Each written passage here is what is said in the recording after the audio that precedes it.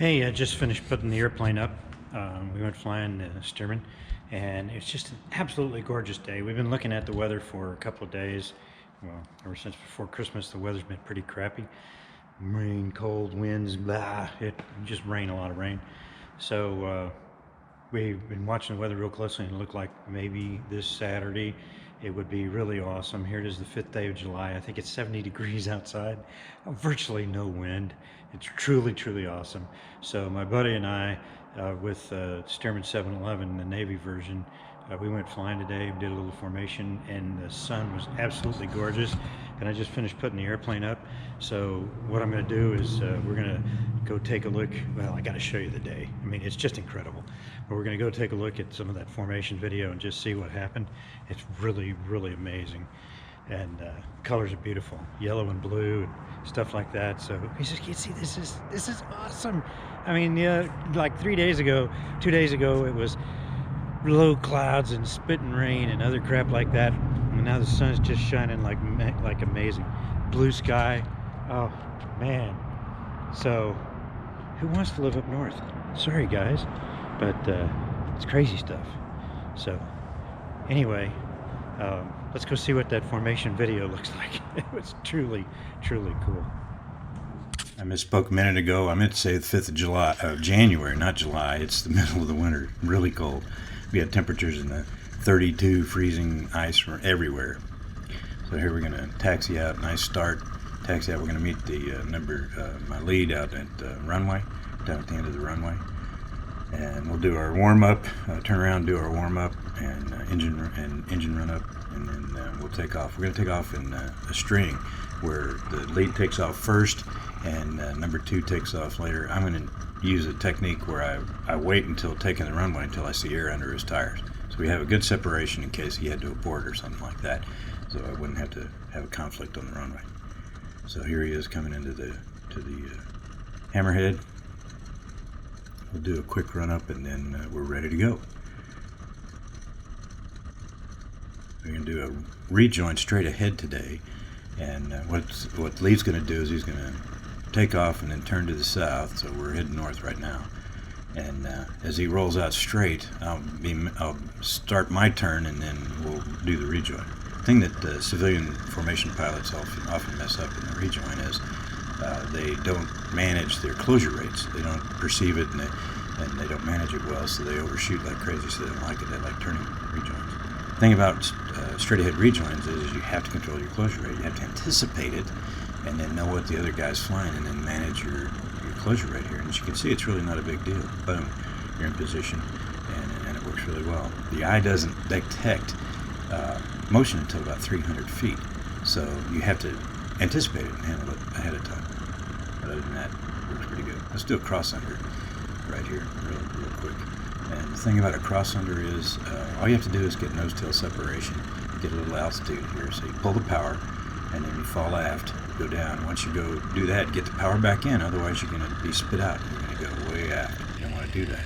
So add your power back in, and then climb back up into position, pop, you're in position, take minimum time, and it works really well. So remember, power back for nose-tail separation, and get down for clearance, and then get your power back in, and slide to the other side. And it works really well.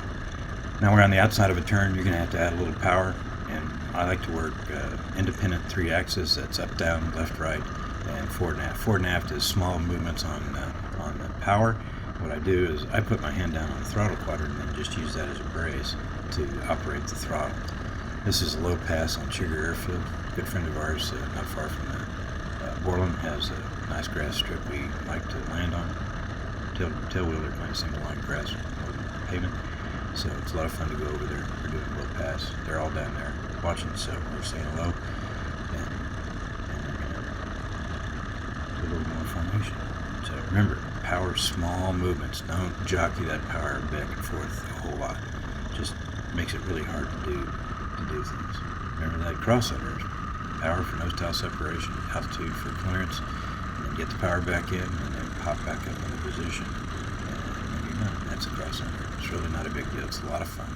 You don't have to spend a lot of time because you put it back too far. And it's all about power management. So there we go. And the inside of the turn is a little bit different.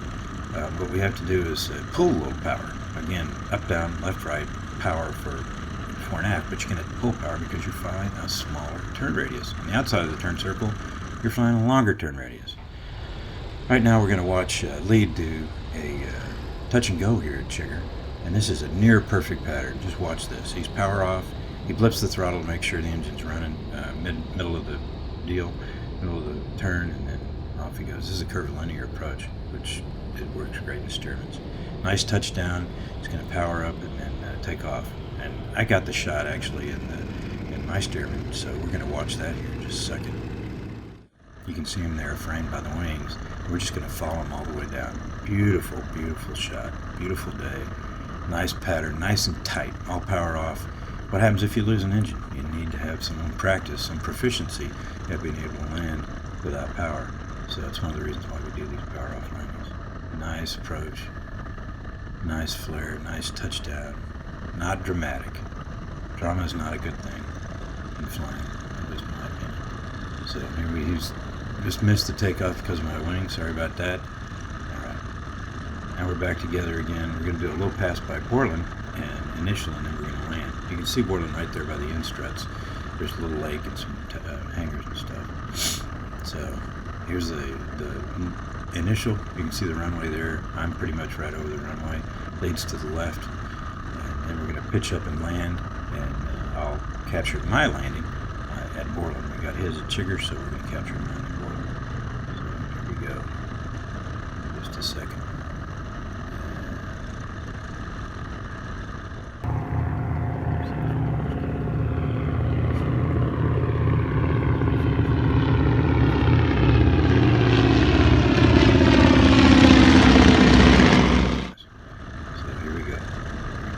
Break up. This is my pattern. I like, again, curvilinear approaches. You can see the runway there just above the windscreen. Now we're on final. We'll watch this all the way down to touchdown. Nice, no drama, 75-mile-an-hour glide, power off, and then into the flare point and then flare. Just nice. Manage the touchdown. Keep it going straight. We're going to run down the runway a little bit to give number 2 distance, Lead. He's landing behind me today, and I want to give him a little bit of extra distance. He had to go around from somebody that was on the runway, so he landed behind me, and now we're going to taxi back. You always taxi back together. Thanks for watching, and see you next time on FlyWire. Don't forget to subscribe. See you the next one.